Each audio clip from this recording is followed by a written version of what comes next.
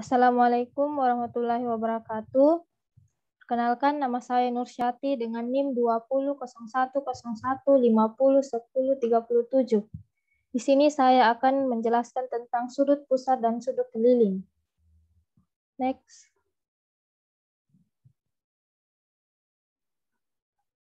Yang pertama, sudut pusat dan sudut keliling.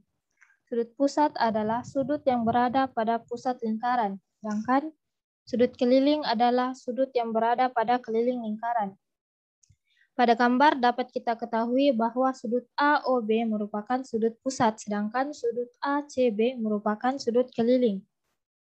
Next.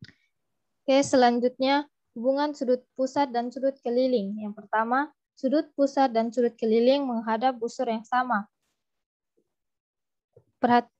Pada gambar dapat dilihat bahwa sudut AOB dan sudut ACB sama-sama menghadap busur AB. Perlu teman-teman ketahui bahwa besar sudut pusat sama dengan besar sudut busur yang ada di hadapannya, sedangkan besar sudut keliling sama dengan 1/2 kali besar sudut busur yang ada di hadapannya. Jadi, dengan ini kita dapat memiliki hubungan yaitu sudut pusat sama dengan 2 kali sudut keliling, sedangkan sudut keliling adalah 1/2 kali sudut pusat. Next. Yang kedua, sudut keliling yang menghadap diameter lingkaran. Besar sudut keliling yang menghadap diameter lingkaran besarnya 90 derajat. Sebelumnya kita ketahui bahwa besar sudut keliling sama dengan 1/2 besar sudut busur yang ada di hadapannya. Pada gambar, ADB dengan ACB merupakan sudut keliling dan menghadap busur AB, sehingga besar sudut ADB sama dengan besar sudut ACB sama dengan 1/2 kali 180 derajat, yaitu 90 derajat. Next. Yang ketiga, segi 4 tali busur. Segi 4 tali busur adalah segi 4 yang dibatasi oleh 4 tali busur, di mana keempat tali sudutnya menyinggung sisi lingkaran. Jumlah dua sudut yang berhadapan adalah 180 derajat. Pada gambar kita lihat segi 4 ABCD dibuat oleh 4 tali busur, yaitu tali busur AB, BC, CD, dan AD. Serta jumlah dua sudut yang berhadapan adalah 180 derajat, maka sudut ADC tambah sudut ABC sama dengan 180 derajat. Begitu juga dengan sudut DAB tambah sudut DCB sama dengan 180 derajat. Next. Selanjutnya, sudut di antara dua tali busur yang berpotongan di dalam lingkaran. Besar sudut di antara dua tali busur yang berpotongan di dalam lingkaran sama dengan setengah dari jumlah dua busur yang dihadapinya. Pada gambar, sudut AEC adalah sudut di antara dua tali busur yang berpotongan.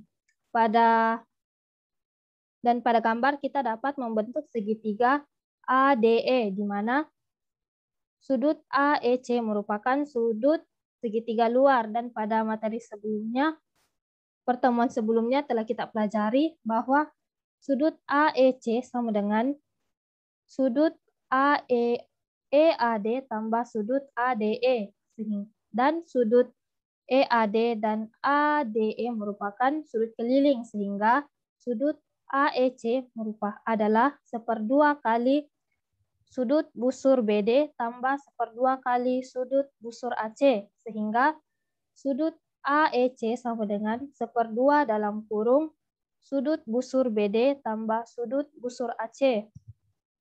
Selanjutnya, sudut di antara dua tali busur yang berpotongan di luar lingkaran.